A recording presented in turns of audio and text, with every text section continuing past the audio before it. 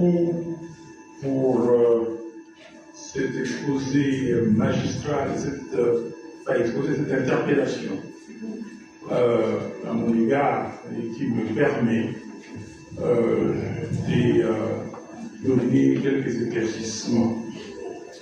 Mais je suis totalement d'accord avec vous que vous avalisez que l'histoire retiendra que la constance, la cohérence et la fidélité au principe valent plus que toute autre chose. Et je suis d'accord et je peux vous dire que je suis parmi ceux, et je peux me réclamer sur ce que vous dites, la cohérence, la constance et la fidélité à mes principes et à mes valeurs.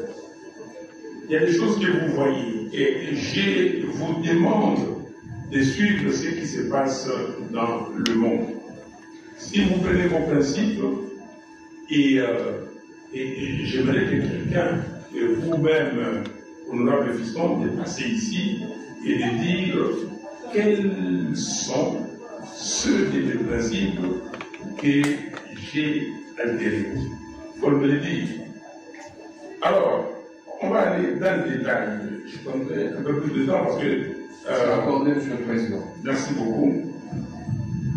Et parce que vous le dites bien, la parole doit rimer avec la vérité, la cohérence et la transparence. On va à la trame de votre exposé et c'est toujours cette constance, vérité et cohérence. Par les demandes de transparence, et vous dites que j'étais champion de la vérité des choses. Oui, je suis et je continue à les rester. Je suis champion de la vérité tout court. Je suis champion de l'intégrité. Je suis champion de l'intégrité. Je peux mettre comme ça ma mère là. À mon âge, je l'ai 69 ans bientôt. Je veux dire qu'il n'existe une personne sur cette terre des hommes, je n'ai pas dit au Congo, sur cette terre des hommes, qui m'a donné un jour un franc intimement, qui m'a corrompu, n'existait pas. Je travaillais dans la plus grande société du monde. Je pourrais être millionnaire, ExxonMobil. C'est directeur général dans des pays où, si vous êtes là, si vous travaillez au Nigeria, allez demander. Si vous travaillez en Éthiopie, pays enclavé, quand un directeur général, il peut sortir avec combien de millions au Mali? Je ne l'ai pas fait. Donc, et j'ai fait cette proclamation de foi dès l'entame des votes pour vous répondre. En 2023, vous dites refus, nous avons fait des manifestations. Vous avez fait, en mai, nous avons fait une manifestation ici à Gaba et ça a pris beaucoup d'ampleur. Et puis, arrivé au moment de matérialiser ce que nous avons dit. Vous avez dit, il faut associer la parole à l'acte, l'acte à la parole. Les amis ont dit, ah non. Et nous, le 19 juin, au nom du groupe, j'ai fait une déclaration en disant que la MOCA ne présentera aucune candidature à tous les niveaux des élections si les fichiers électoraux n'est pas audité. M. Kadima, président de la CENI, a eu peur. Il a convoqué une réunion. Le 30 juin, nous sommes partis à l'hôtel Fleuve Congo. Et là, avec mes amis de l'opposition, nous sommes convenus d'une chose, qu'ils fassent faire l'audit du fichier électoral, qu'ils continuent le processus, et qu'ils continuent le processus, et que nous puissions aussi enregistrer nos candidatures, mais si l'audit s'avère négatif, on arrête. C'est comme ça que nous nous sommes entendus. Il nous a dit qu'il ne pouvait pas répondre là tout de suite, il devait consulter la plénière. Le même jour, sont témoins, je suis rentré dans la salle avec les membres de la MOCA. Puis, j'ai dit, bon, qu'est-ce qu'on fait? On attend que la CENI nous réponde, ou comme on a déjà commencé avec l'élection des députés provinciaux, les enregistrements, qu'on fasse cela. Et je dis aux amis que je vais mettre mon argent à moi, $300 000, pour enregistrer les candidatures. Et s'ils disent non, je perds cet argent-là. C'est pas grave. S'il n'y a pas de vide. J'étais seul dans cette position. Vous étiez 55 personnes. Tous ils ont dit non, on n'enregistre pas. Est-ce que c'est Fayoulou? Mais c'est Fayoulou aussi parce que c'est la décision collective. Alors, donc, vous avez déjà cette réponse. C'est la décision collective d'avoir, de chercher la transparence des élections. Alors, pourquoi je me représente? Et vous êtes jeune, vous allez apprendre, il faut apprendre aussi. C'est comme ça qu'il faut regarder telle position, pourquoi telle position. Depuis, comment dire, la table ronde, pourquoi on a pris telle position, par telle autre, la conférence nationale. Pourquoi on se présente? On ne s'est pas présenté pour aller gagner. On s'est dit, d'abord, on va se présenter, on va demander dans la commission stratégique à laquelle Yves Badjogo a participé, est venu avec cette proposition. On va demander qu'on fasse rouvrir les enregistrements pour la députation nationale et la députation provinciale. Et il y a des gens qui disent que s'ils refusent, il y en a qui disent s'ils refusent, on ne pose pas non plus, on ne dépose pas la candidature pour la présidentielle. Il y a d'autres qui disent s'ils refusent, on dépose. Sur 12 parties de la MOCA, 8, on dit non, on dépose. On dépose pourquoi? On dépose, c'est comme ça que Seth Kikouni, qui était membre de la MOCA à l'époque, qui a dit qu'on ne dépose pas. Et il y a un autre gars qui était à l'Oumagé, qui a dit qu'on ne dépose pas.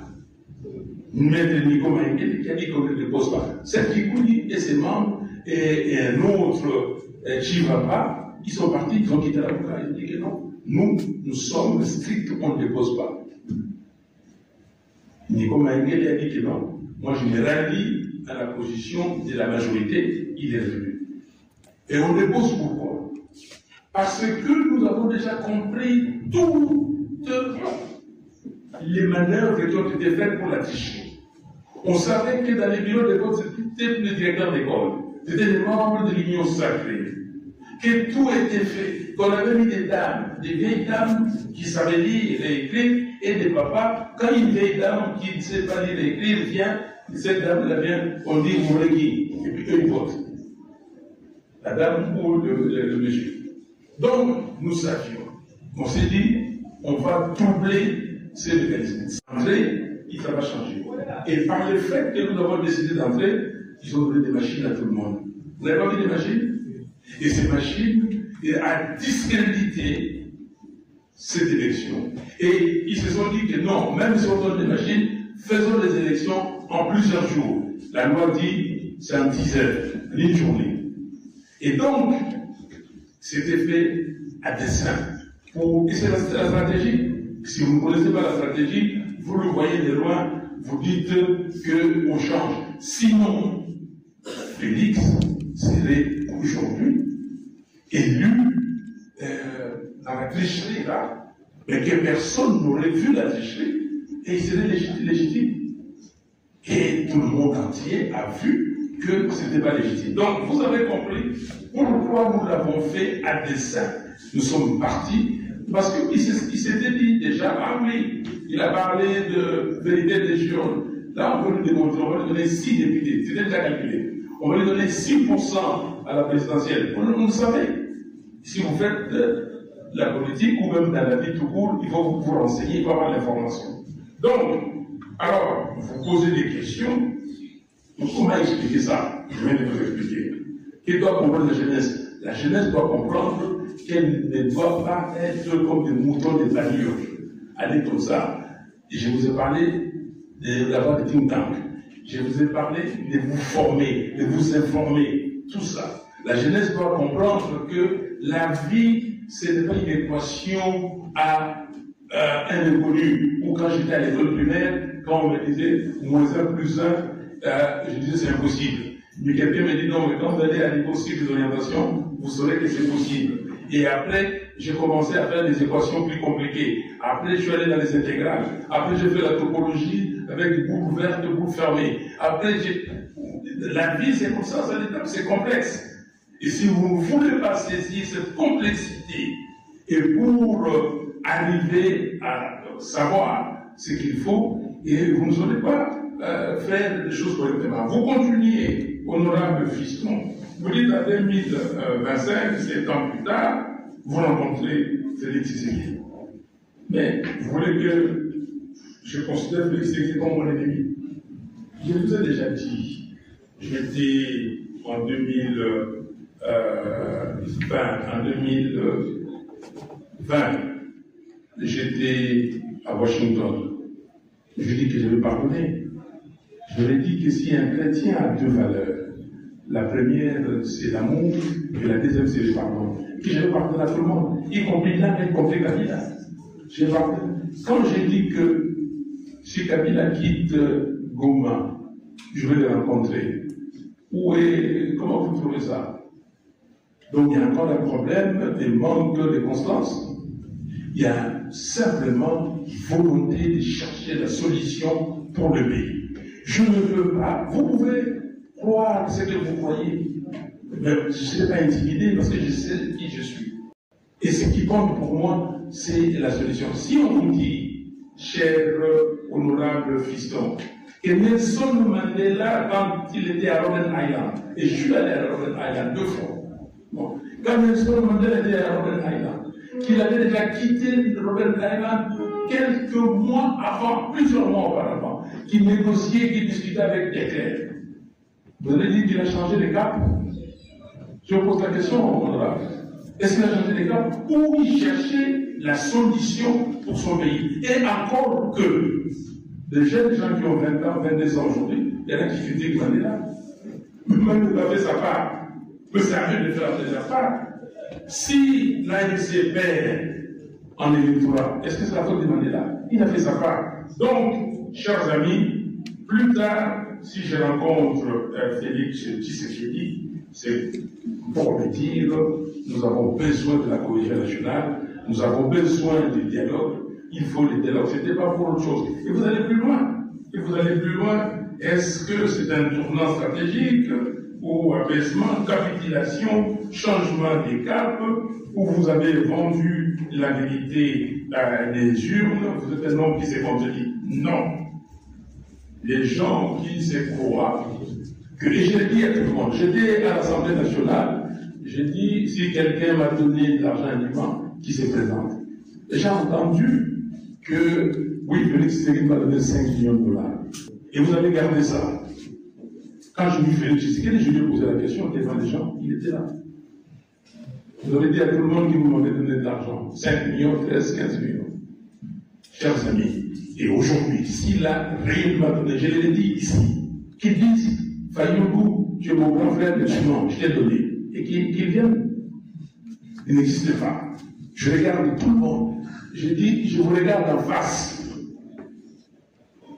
Le problème des Congolais, votre problème, je considère que ce n'est pas mon problème parce que je ne suis pas comme ça, c'est que, pas certains d'entre vous, mais ceux qui sont corruptibles, corrompus, qui peuvent voler et qui sont voleurs, ils croient que moi je suis voleur, mais lui aussi, on a appris, excusez-moi de vous faire une petite histoire, mais on a appris que l'ami, comment vous appelez? Katia, il a pris l'argent quelque part, là, mais ça s'est vérifié. Et maman, il y a comment Lise. Mais ça s'est vérifié aussi que Lise, bon, tout ça. Et on dit que papa, Yves dit, ah, mais Katia a pris, Lise a pris, moi, si on me donne, moi, je veux prendre. Moi, je veux prendre, si on me donne. Mais il apprend que le président, il y a des soupçons. Qu'est-ce qu'il dit? Ah bon, lui il a pris, elle a pris. Moi, je veux prendre, donc le président aussi a pris. Arrêtez ces raisonnements simplistes. Il y a des gens qui ne prennent pas, qui ne prendront pas. Et essayez aussi d'étudier les gens, ce que font les autres. Prenez la vie des gens. Moi, là où je suis, c'est connu. Les écoles où là j'ai étudié depuis l'école primaire, c'est connu. Style de notation, c'est connu. Là où j'ai travaillé, ici, c'est connu. Les collègues sont là encore. il faut savoir l'honnêteté des gens. Donc, je termine en disant, oui, l'histoire retiendra la cohérence, l'histoire retiendra que, je ne sais, c'est l'histoire. Je ne demande pas à vous ce que je souhaite, ce que je veux, qu'on réussisse à sortir ce pays du tout. Et l'histoire retiendra. Donc moi, avec les contemporains, vous croyez ce que vous croyez, c'est à vous, mais les gens qui propagent les mensonges, ils savent ce qu'ils propagent. Il y a un qui a dit que mon frère était sénégalais. Ok, après je l'ai vu en train de dire, ah non, on nous a instrumentalisé. Mais c'est vous-même, c'est toujours vous-même. Donc, l'histoire est têtue. Je termine, Kofi Olomide disait que la vérité vient par... Donc, Kofi Olomide dit que la vérité, le mensonge vient par l'ascenseur. La vérité vient par les escaliers, mais elle arrive. Merci.